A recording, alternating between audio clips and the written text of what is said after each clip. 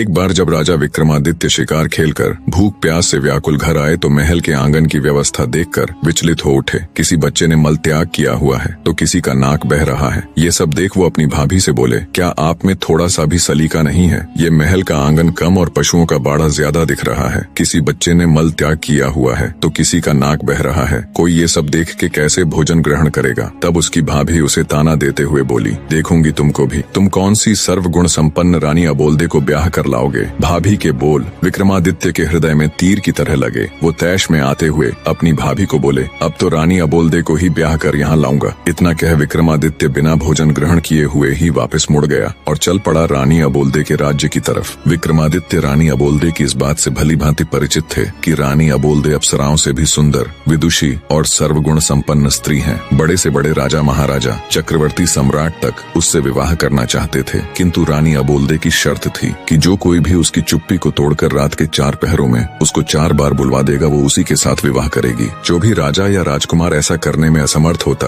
उसे रानी की कैद में रहने की सजा हो जाती। अब तक कोई भी राजा या राजकुमार 4 बार तो क्या, 1 बार भी रानी को नहीं बुलवा सके थे। 111 राजा व राजकुमार रानी को बुलवाने का ये असफल प्रयास कर चुके थे, जो अब उनकी कैद में पड़े थे। रानी अबोल्दे ने अपने महल के सामने एक बड़ा ढोल रखवा रखा था। जो कोई भी राजा या राजकुमार रानी से विवाह करने का इच्छुक होता, उसे डंके की चोट मार उस ढोल को बजाकर आगाज करना होता था। राजा विक्रमादित्य ने चलते चलते एक योजना बनाई। उसके पास 4 ऐसे अदृश्य वीर थे जो उनके हर हुक्म को मानते थे। राजा विक्रमादित्य उन वीरों के साथ शाम होने से पहले ही रानी अबोल्दे के महल के सामने पहुंच गया और डंका उठा, जोर से ढोल पर दे मारा। ढोल की आवाज सुनकर रानी ने अपने सेवकों को आदेश दिया, ढोल बजाने वाले को आदर सहित अतिथि गृह में ले जाए और उचित सत्कार किया जाए। रात का पहला पहर शुरू होने से पहले ही रानी अबोल्दे 16 श्रृंगार कर अपने एक बार जब राजा विक्रमादित्य शिकार खेलकर भूख प्यास से व्याकुल घर आए तो महल के आंगन की व्यवस्था देखकर विचलित हो उठे। किसी बच्चे ने मल त्याग किया हुआ है तो किसी का नाक बह रहा है। ये सब देख वो अपनी भाभी से बोले, क्या आप में थोड़ा सा भी सलीका नहीं है? ये महल का आंगन कम और पशुओं का बाड़ा ज्यादा दिख रहा है। किसी बच्चे ने मल त्याग किया हुआ है तो किसी का नाक बह रहा है। कोई ये सब देख के कैसे भोजन ग्रहण करेगा? तब उसकी भाभी उसे ताना देते हुए बोली, देखूंगी तुमको भी। तुम कौन सी सर्वगुण संपन्न रानी अबोल्दे को ब्याह लाओगे? भाभी के बोल